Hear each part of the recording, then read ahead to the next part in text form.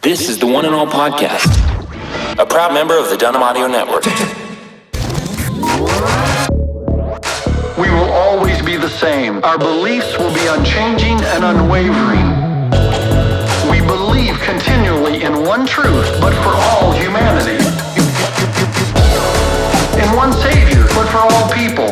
One truth that will be delivered in love and compassion, connecting every one person to all that God has promised them. Welcome to the One and All podcast. My name is Aaron, and I'm joined by my co-host, Ben Lounsbury. And today is a very special episode because Jeff Vines wants to come in and talk about just some current events and really current event, singular, the whole issue of race and what America's facing in this conversation. And so we have a really good conversation with Jeff today. And I'm encouraged to hear from him where he's at, what he's learning, how he's learning. I think it's super valuable. Jeff, myself, and Aaron, we're all white Americans.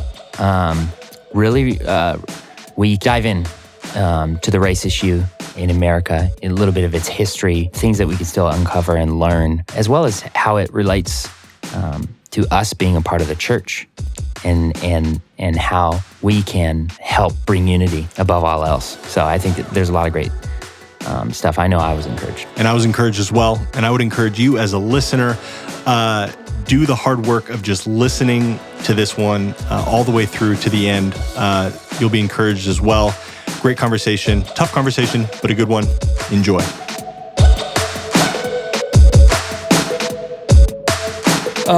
Also, people who write in that I don't know, but I can tell they're very articulate and they don't necessarily agree with me. You don't want to talk to people that agree with you because you're not going to learn anything. That's right. And so I've had 1, 2, 3, 5 meetings in the last,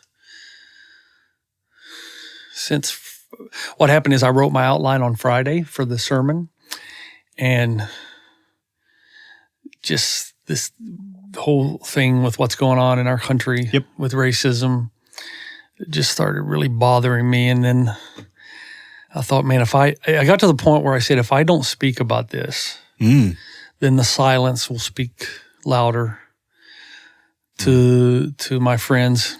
And I couldn't. You see, most pastors don't want to do this because you can't really. If you're looking for a win-win, you're not going to get it. It's hard.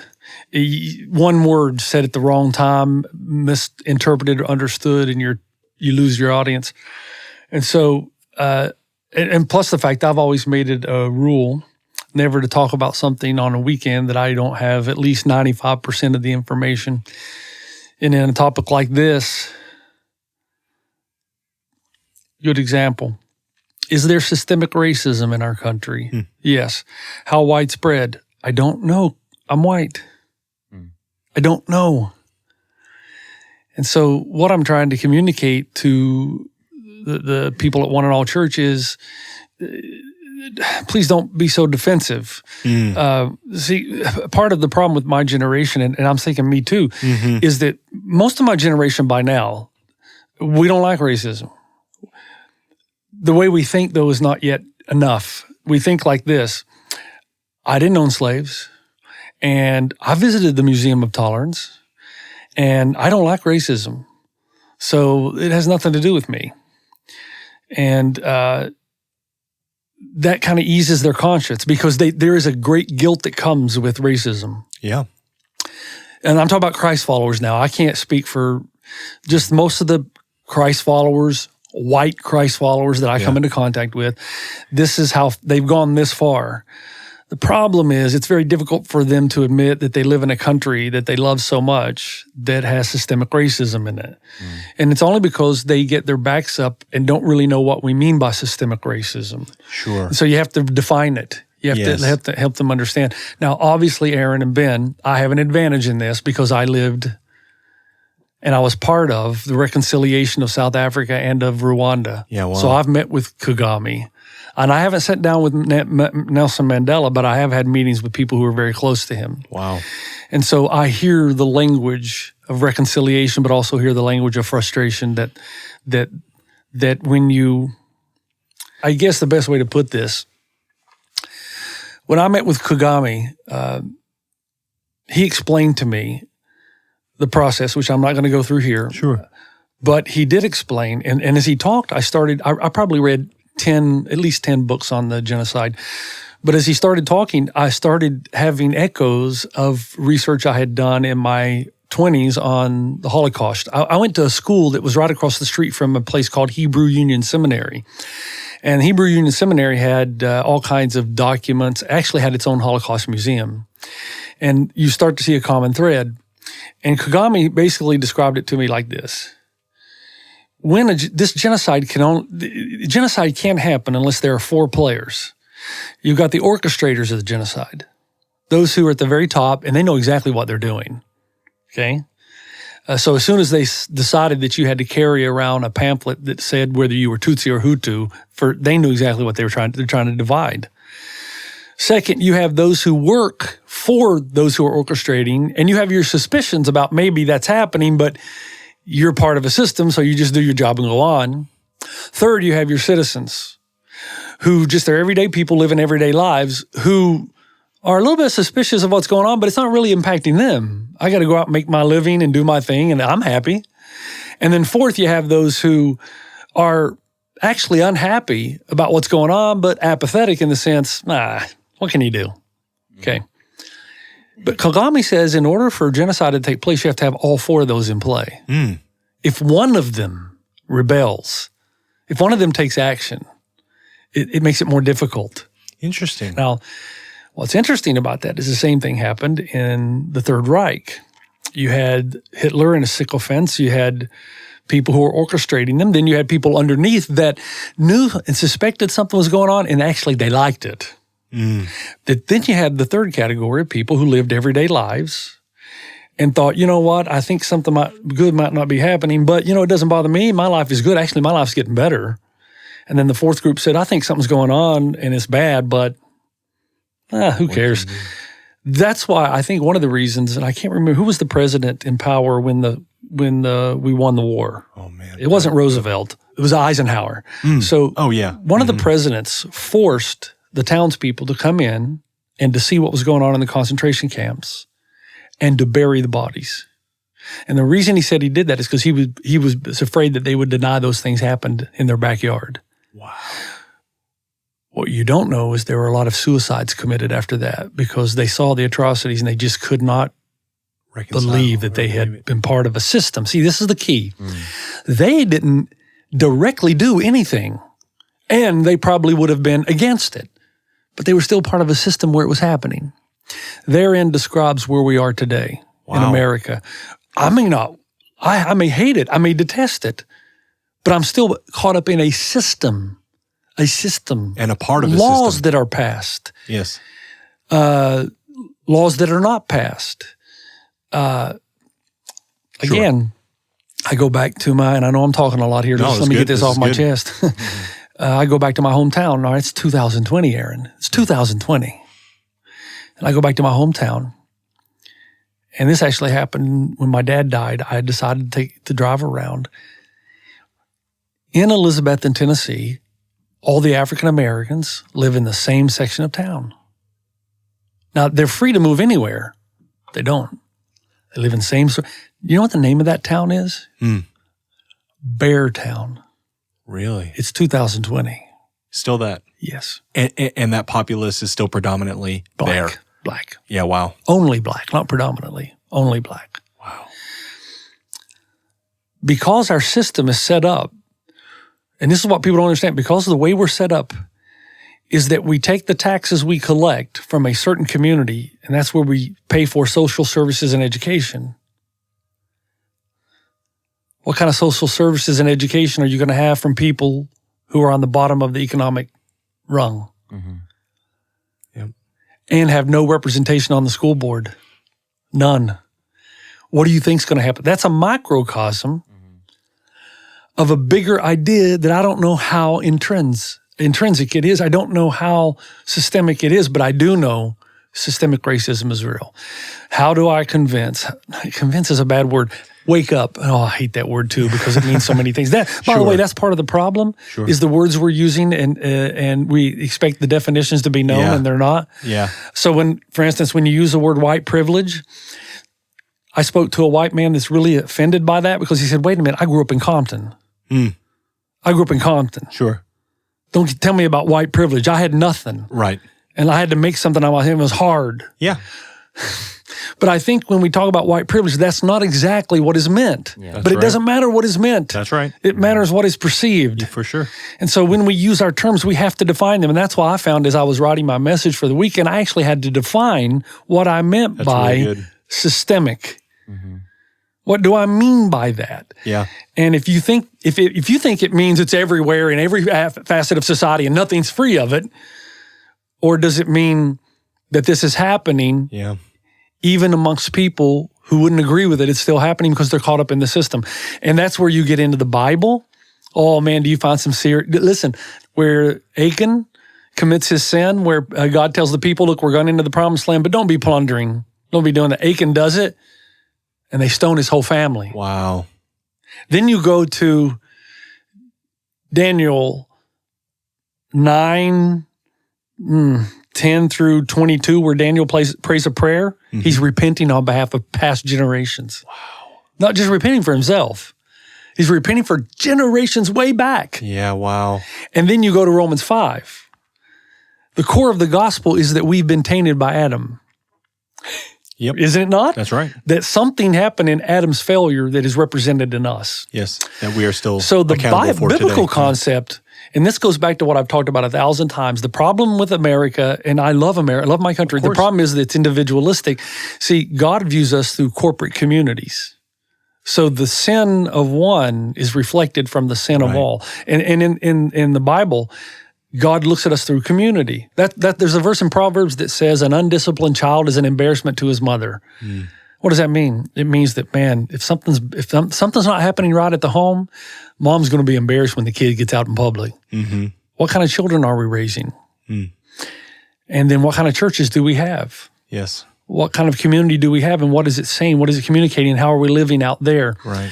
And so it is true that I, as a 55-year-old white American male, have had privileges Yes. that minorities have not had. Yes. If you get so angry when I say that, the reason you're angry because you know it's true. Yeah. We tend to get angry, and there's truth everywhere. Yes. But you're angry. But now, should I feel bad about that? No. Should I feel, oh, I'm a sinner, I'm guilty because I've had privilege? No. But I have to take advantage. To whom much is given, That's much is right. required. Very good. So let me use my privilege that I have to be a voice for those who don't have a voice. Yeah. That's all. And I think that's what the African American community wants from its so-called Judeo-Christian movement. Speak for us. Yes. Will you not speak for us? Will you not, first of all, just admit that the systemic problem is real? Yeah. And will you second, I think African Americans are weary of being brought up in front of churches. Tell your story. How many times do I have to tell it before something happens? Right. Right. Yeah. Guys, I got to tell you, I've read over 1,000 pages in the last 3 days, and if some of the things I'm about to tell you, I think it will blow your mind. Some of them you know, Sure. but some of them you won't know. Yeah. Like for instance, let's start with this. The years between 2008 and 2016, the disparity of wages between the white male and the black male increased. The disparity increased to the highest level it's been since the Great Recession. Wow. Now, two things stand out.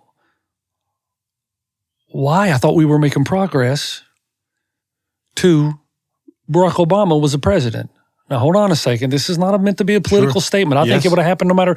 But I'm saying, see, the Democrats and the Republicans are using the black community as a means to their end.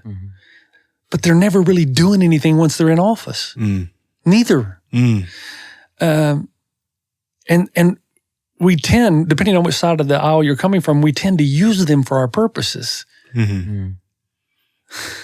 Yeah.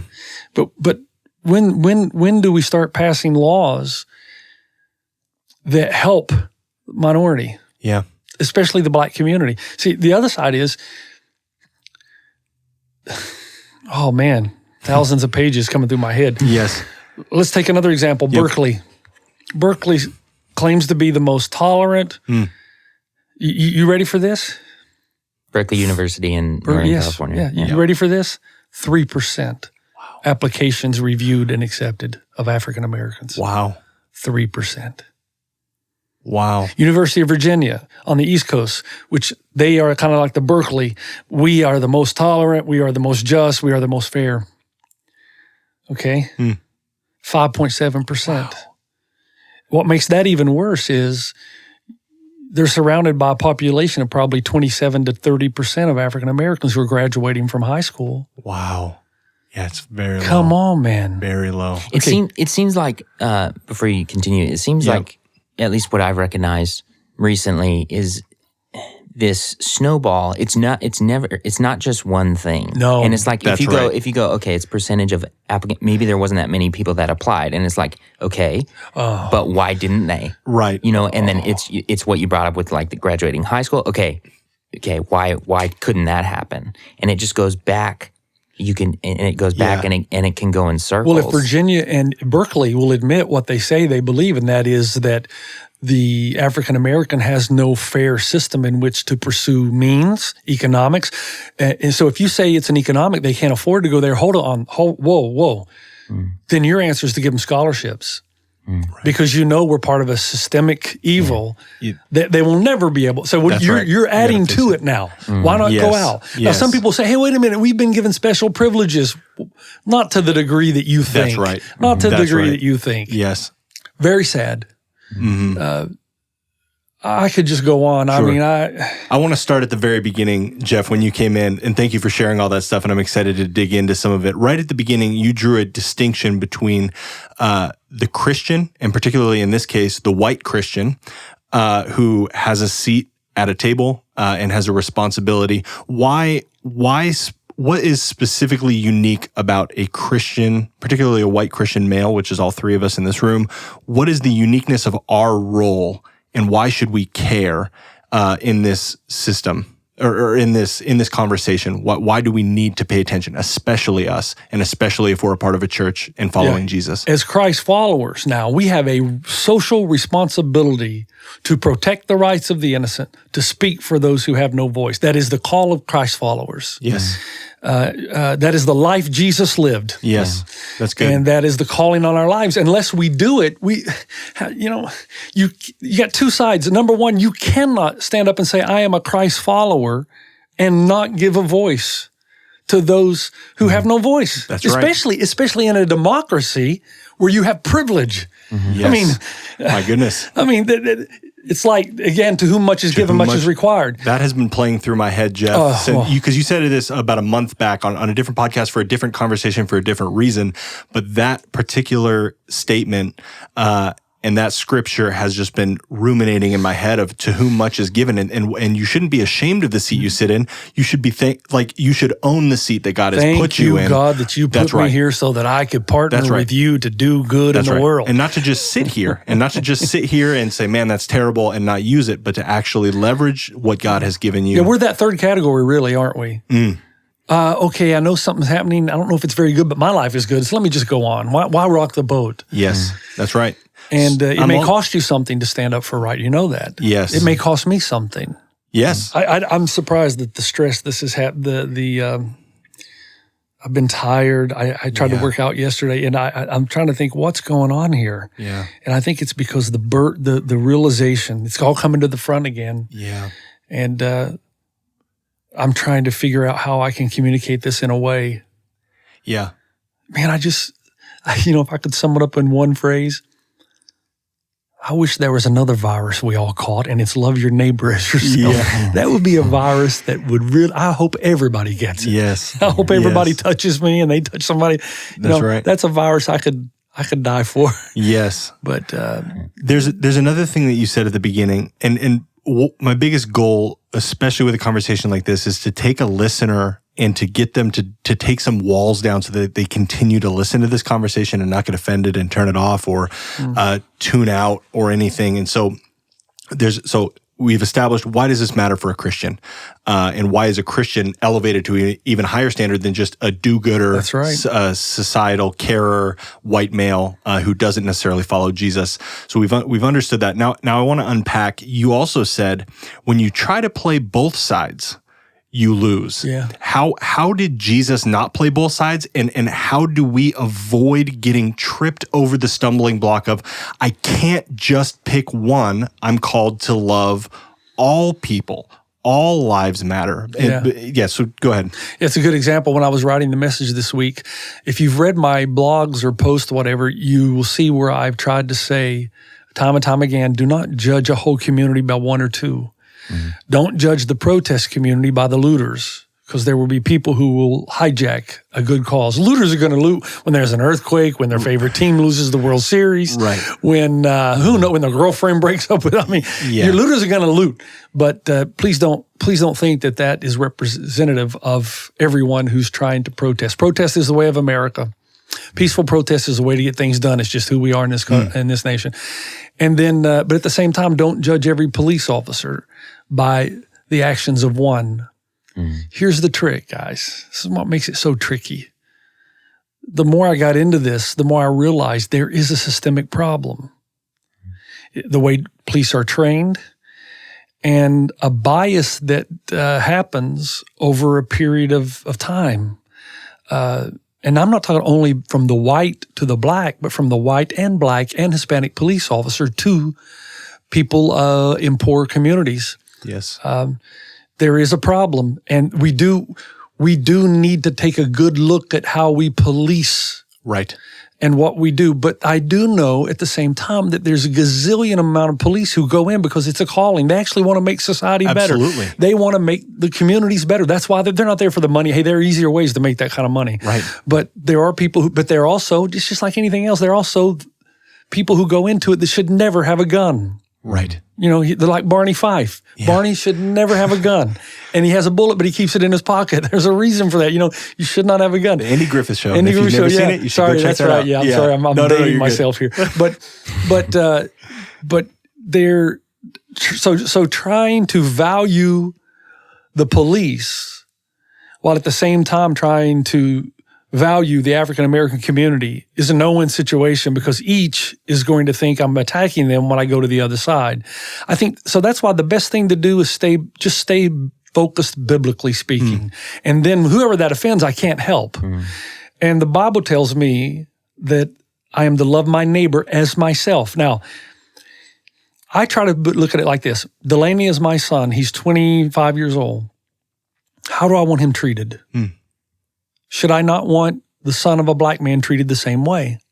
And if we are really a community, is it not them and us, but isn't it we? Yes. Isn't he my son in the faith? Would I not want my son in the faith to be treated? You see, now we got now I start to care about, hey, what's your policy when you find a young guy out driving late at night, and what do you do? How do you treat him? Yes, right. You know what I'm saying? Yep. We have to just start admitting that there is a what do you call it? It's a bias, but it's Prejudice? a certain Prejudice? Yeah, it's a prejudice, but there's a certain kind of bias that you have. This is where in the message this weekend, I thought it best to admit my own. See, yeah. Here's the problem. If I'm driving in a neighborhood that I don't know, that has the reputation of has the reputation of being, let's just call it a poor, not violent, a poor neighborhood. Yes. My car breaks down, I get off the street, out of the car, and I'm walking, and suddenly I see 5 black men coming toward me. Right. Okay. You think I'd feel different if I saw 5 white men coming toward me? Absolutely. And so would I, for the record. Why? Right. And second, would it make any difference if I knew they were coming from a Bible study? Right. You got a lot of things in play here, don't you? Right. So how did I get there? So some of the listeners might say, well, if you're in a tough community, well, hold on a second. Why do you think that if I'm in a tough community that I'm in any less danger from 5 white or any more than 5 black? Why? And I think there's a condition that happened somewhere along the line. Right. And that's just all beneath the surface. It's subconscious like that. It's And very that's the difficult beneath part of the this surface, conversation is if you haven't been introspective with yourself, if you haven't actually taken a breath and meditated and thought about some of these things, you're going to instantly be like, no, I don't have any, there's nothing going on, but it's all, whether learned or unlearned or whatever, it's there. Yeah. What's fun, what's somewhat humorous now, in a way, is that guy that's running down the street with a hoodie, he may be operating on you next week. Right. That's right. You cannot judge a person by color, by outfit. You just can't. You have to reason with yourself. Hey, yeah.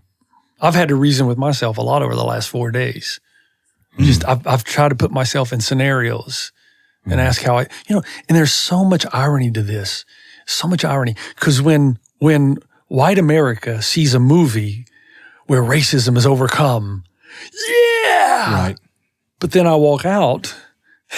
And they're back in the system. I mean, like, you won't remember the movie Mississippi Burning? We got to watch that in one of our 6th, 7th grade classes. All right, so Mississippi Burning, classic. But I remember I was in the theater when I saw it, and it was basically all white people. I mean, I'm from the eastern part of Tennessee. I was Bonnie Kate Theater, Yeah! And I'm thinking, but dudes. It's almost like church.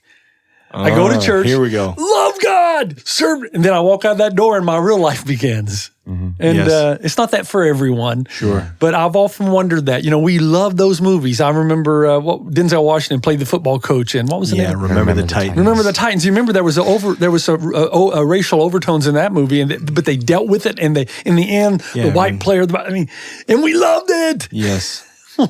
So there's something in us that loves it, but I think there's something in us that just wants to deny that we have no part with that. Yep. How do you see the church taking action? Yeah. I think one, church has to admit that there's a systemic problem. Until you do that, you won't do anything. Number two, I think you have to use your democratic right to elect officials, to demand local councils, to take a look at the communities that are continuing to just turn around and around, and why elect people who are going to make a difference and write them. You're going to have to be, we live in a democracy. I couldn't say this in every country. So you got to acknowledge, do what you can with the God-given right of voting and electing officials that will have the heart to bring equality to our nation. 3, and now we get even more practical. When's the last time you invited a black brother or sister into your home for dinner? Right. We have black church members. Yeah. Well, so when's the last time you invited into your home? I think as a church, we have to look at our staff and ask how diverse it is. Now, there are 2 questions to ask there. Number one, if African Americans aren't applying, why? Of course. Yeah. Okay, why? Yes. Especially if you have a good representation of African Americans in your community. 2, what decisions can you make to create a church of diversity? If the kingdom of God in heaven is going to be all of us, then what is it that we can do at our church to feel that we are inviting to all? We are one and all. Okay, where's the all? And that might be who we have on stage, who we have up front, and sitting across the table and having conversations and learning what your brother's going through. Again, remember, if you were struggling and I took you out to coffee, I would say to you, hey, tell me what you're struggling. And I'd put my arm around you and I'd listen, I'd really care, and I'd be empathetic. Would I do the same for a black man? Right. If he started telling me, man, I just feel like the system's stacked against me, would I say, oh, suck it up and come on, man, be tough. Look what Denzel Washington did. Right. Or would I say, man, would you tell me how we can solve this problem? The church has a big voice in this country. The church has a big voice. And then I hear, now this is where it gets a little fuzzy, I hear that one of the number one complaints against us is that we stand against abortion, against same-sex marriage, and say nothing about racism. Yes, and this is capital C. This is the large church. This isn't one and all. This is church at large. Capital C, church at large. What's against us? Yeah. Yep. And I've got a couple of responses to that. Number one is, you're right. Oh my goodness. You're right. We should be standing against this. This is as much an injustice as the other two. But two, the other response is, hey, don't tell me you're not a believer because the church does 2 out of 3. Let's be honest. Here's the irony of this. The Judeo-Christian worldview is the only way you can ask the question of racism. It's the Judeo-Christian worldview that tells you men are created equally, all men, and that we're all created in the image of God, and that there's no difference between male or female, black, white. Wow, so yeah. you're borrowing my worldview to slam my worldview. Yeah, that's No. interesting. You're going to have to admit that the reason you think racism is wrong is because it comes out of a Judeo-Christian worldview. It's really interesting. Yeah. And so I understand on one side, and you're right, by the way, you are right. We better wake up. Yeah. We do need to, of course, I realized the other day I don't really speak much about abortion or much about same-sex marriage. I might do it every once in a while when it comes in a series. Mm-hmm. Racism, on the other hand, is something that is far more prevalent and has been for a long, long time than the other two. Sure. So I got to figure out a way as a pastor to communicate the idea. Remember what we said about perception, to communicate the idea, this is bad. At the risk of asking a question that, and I know that you like off-the-cuff questions, at the risk of asking you a question that might put you in a place where you say, I don't know, or I'm still learning, I think there would probably be people on staff in this building curious about this question, and certainly people in our church or maybe close to our church in proximity.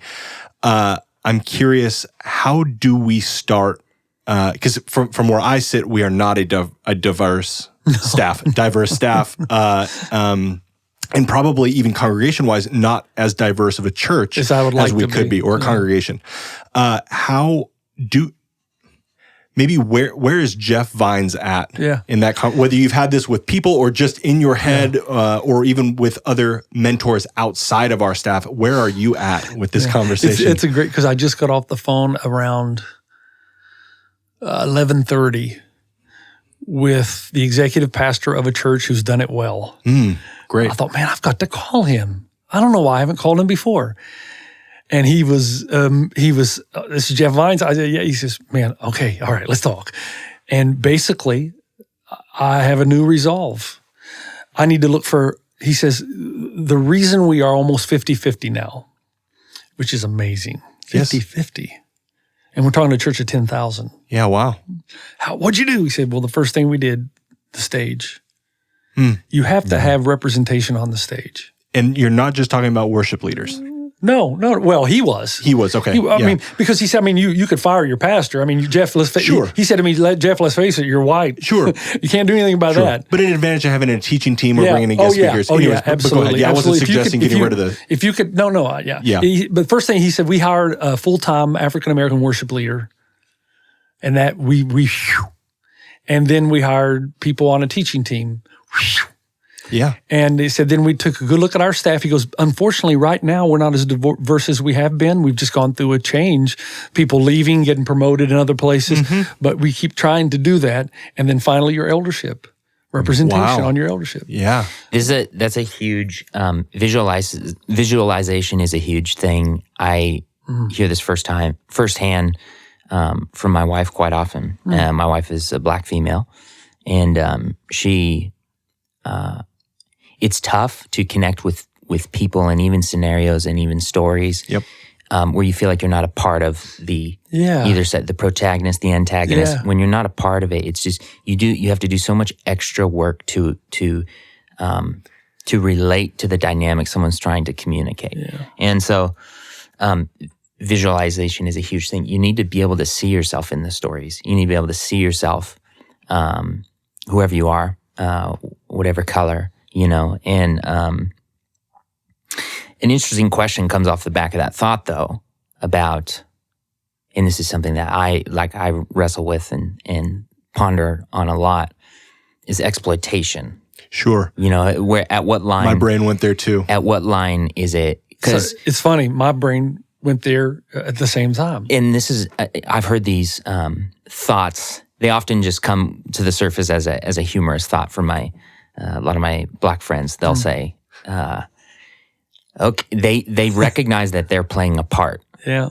in the system. And what's difficult with that is it can come from something that's actually really healthy and not inherently wicked or yes. But that's one of those subtleties that's so until it matters deep down in your heart. I think they can feel whether you want them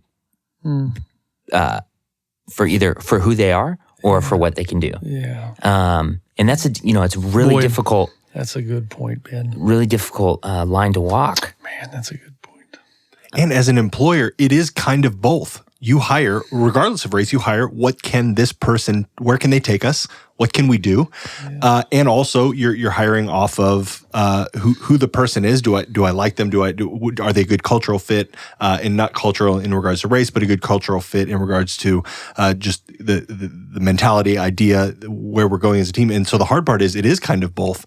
But yeah, ultimately, where is it coming from inside? And so I'm curious, and that's how we started this conversation, you talking about adding new voices in to, man, I really see a deficit in this area. I must find appropriate voices that can actually help me fill this. And so I was thinking, I'm curious, what are some practical, if you don't have more thoughts on about the hiring process and how you actually achieve diversity within your church or within your organization or whatever, because I am curious if you have more thoughts on that from your conversation with this executive pastor. But in thinking about me being in that spot as well, Ben, thinking about how do I fill this deficit or how do I shift and alter, I've just found I want to listen to Black voices and Black Christian voices, and then I want to be able to elevate those voices because they're adding something to the conversation that hasn't been added to the conversation before.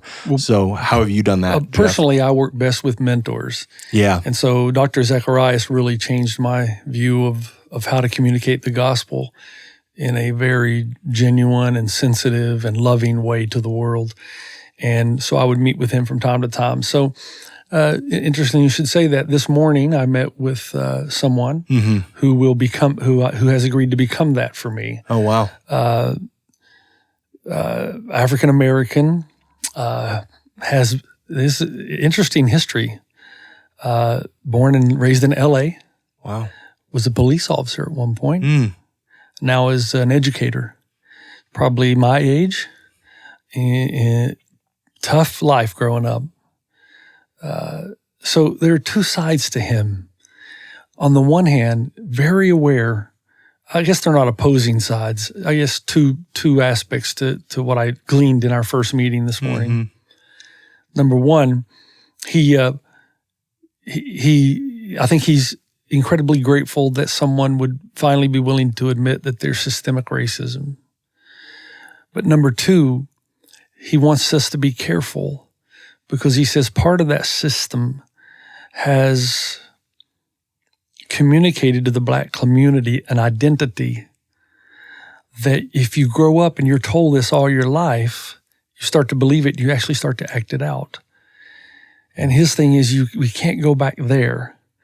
You've got to, he says, it is tough, but you got to go forward. You don't ever let someone limit your capacity by what they tell you about yourself. Right. You have to believe in who you really are. And so I need someone around me that's going to help me. That's kind of like just another phase of the harmonization that you just talked about. Need somebody around me to help me see how I harmonize those ideas. Because if I go overboard the other way, then I don't think he would be happy. He'd say, well, are you saying, well, we're all poor and oppressed and there's nothing we can do with our lives. But at the same time, we need recognition that there's corporate systemic evil in our world that tends to press some down and allow others to rise. When he was talking, I remembered a girl I dated in high school. She was part of a church called the Jesus Only movement. Are you familiar with it? I'm not. Very unique movement in the South primarily, I believe. But their theology basically is there's no Holy Spirit or God. There's only one, and it's Jesus. And he is God, okay? But they have some funky cultish type beliefs, like women can never cut their hair. They always have to wear long skirts and no makeup. Interesting. So so because she was born into that, she believed that about herself. Right. I went to her church one time, and the pastor was preaching, and he said, "Well, how I can remember a line from 1983 is amazing to me." But he said, "A woman who prays in jeans is a stench in the nostrils of God." Wow. She believed that, though. Because of what you, like you said, born so into. her, she became the identity that she told she was. Sociologists tell us that there's a truth in that, in everyone. I read a book once, and this has been, okay, hold on a minute. Let me see if I can remember.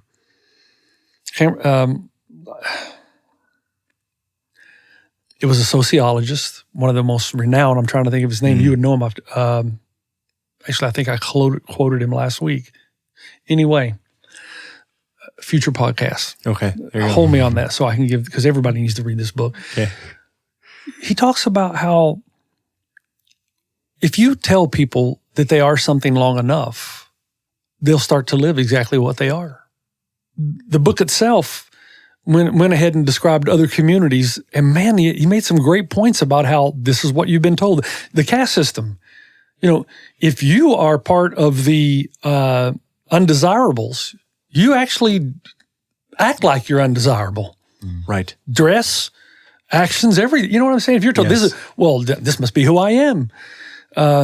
Very difficult. This is a very difficult issue. Yes. To get your head around for the white American. It is. And until you admit that, you're going to be hands off and you're going to be defensive. And, I had someone say something really interesting, what you guys think about this, but I had somebody say something to me the other day that really caught me off guard. They're a Christ follower, and I have no doubt that they are a Christ follower. Sure. You see the fruit in their lives. Yep. Too much fruit in this person's life. You know what I mean? Mm-hmm. Too fruit. Too much fruit. I mean, there's some. I mean, not too much, but it's not on the middle. You're not flipping a coin. No. Sure. And in fact, this is a person who has basically sacrificed a lot in his life to help others. So anyway, let's move on. So we're having a conversation, and we're talking about violence. And the first comment that he made that kind of caught me off guard was, if you protest something long enough and get nowhere, and you don't feel like you're being heard, then you're gonna do stuff to get attention. Mm. So I almost felt like he was saying violence is acceptable if they haven't heard you yet. Mm. The problem with that is every time you've gone that direction, it sets you back, doesn't bring you forward. Because what you end up doing is you end up affirming the prejudices people have against you already. Sure. So now, in their mind, it justifies them. See, I told you, I knew. You see, so that's why Martin Luther King Jr. knew that better than anyone. He knew the way the African American communities was perceived by the white male in the 60s. So he said, we're not going to do any of that. Because as soon as we do, it might get their attention, but not in a good way. You know what I mean? Mm-hmm. And so I thought, wow, how... If there's a large percentage of the new Christian who is aware of the systemic racism, who believes that violence is the way forward, we're in trouble. We're just in trouble. It never has worked. It didn't work in South Africa. It did not work in Rwanda. Only when the Reconciliation Commission began. And the fundamental issue to me is not one of pragmatism, as in Rwanda and South Africa example, but one in Jesus. What did Jesus do to compel allegiance? Sacrificial love. Yeah, wow. He could have come in power. He could have burned everything down. Said, "You follow me, or I'm going to knock." I'm going to. Yeah. But the most powerful, compelling force is sacrificial love. Yes. What does that look like now, though? What does that look like for the African American community? I think the peaceful protest is fantastic. And I think the way we should respond to them is to feed and give bottles of water. Yeah. And to do whatever it takes to say, I see you and I hear you. Yeah. I see you and I hear you. The sooner we do that, then the temptation for the select few to be violent will subside. Yeah. But change definitely comes in America through protest. You can't, it's the American way. Yeah. You've talked a lot about the message that you're about to deliver this weekend that you've been working through. And as we kind of wrap not wrap up the conversation, but wrap up the conversation right here, right now. I want to know maybe, and there won't be a perfect answer to this because we're all figuring our way through it, but how do you, Jeff Vines, lead people to change? And this is, it's racism this week, and maybe this month it's been that, but it's something every week, trying to lead people to a better way of living, a better understanding, take that next step, that one step forward. How do you do that for a congregation, and how do you take something like this and just, or maybe it's not even practical, but what is your goal when you're delivering a message to help people take that one next step to just get a little bit better at this conversation? That's so good. That's such a good way to put it. Can we move down the road? Yeah. And there are two thoughts to that. First of all, let's be honest. Again, here's the problem you're going to find with white middle America. Okay? Well, wait a minute. The black community has it so much better than they ever had right now. I mean, we've gone from you can't ride together on the bus and you get lynched if you're talking to a white girl. We've gone from that to now we've actually had corporations. We've told them unless your next hire has to be an African American. I mean, we've come so far. Isn't that worth something? That's the first thing you're going to face. And of course, the answer is it's worth something, but it's not the end. And it won't be the end until there's equality all around the board for all. We will not stop until there's equality all around the board, not just a favor here and there. The second thing is the only way I think you can convince people who are like you, okay, to move the ball ahead 10 yards, okay, is to your transparency within your own failures. And I think this is a good way to close our time. I want to tell you a 3-minute story, okay? When I was playing basketball for Elizabethton Cyclones, between my junior and senior year, and I remember, I played 3 years, earned my letters, captain of the basketball team, and more importantly, I'm the center. Now, back in 79 and 80, if you were the center, the pivot man, you were the man. 6'4", 193 pounds. Small town, that's a big man. Today, that's not even a guard. You're probably on the bench, Yeah. But back then, hey, come on, small town USA. Yeah. My coach brings me in the summer and he says, Jeff, I need to tell you something. And I need you to take this well, and I need you to be a leader. You're our captain, and the team's going to follow you. And he said, there is a young man moving here from the U.S. Virgin Islands. His name is James Henry. He's about 6, probably 9, and about 250. Now we're talking. Okay. And I say, okay. He says, well, obviously he'll be in the middle. And I heard it, and I walked away basically okay. To a degree, still trying to get through my head. And then I started to realize on the way home, I'm not the center anymore. I'm still a major player, but I'm not that. And I could just sense all the attention shifting. What made it worse then is my community. Everybody who saw me in town, wherever, are you going to let this happen? He's black. He came from another place. This is your town. You've played for how many years now? The school owes it to you. You're the guy. So now you start hearing that. You can start believing it pretty quickly. So James Henry comes in. The problem with James Henry was this. He is impossible to dislike. It's impossible. You ever met a guy like that? Mm-hmm. And he was so emotionally intelligent that I was the guy that he befriended first. Wow. And we got together after school and he said, Vines, I know about you. He says, dude, you can shoot it. I'm just a big player rebounding machine. So you get the ball to me and I'll just dunk it over everybody. And if they collapse, I'll throw it back out to you and just shoot the jump shot. He made me feel like that his success and my success, we became best friends. Okay, I started going home with him remember what we said about Beartown? Wow.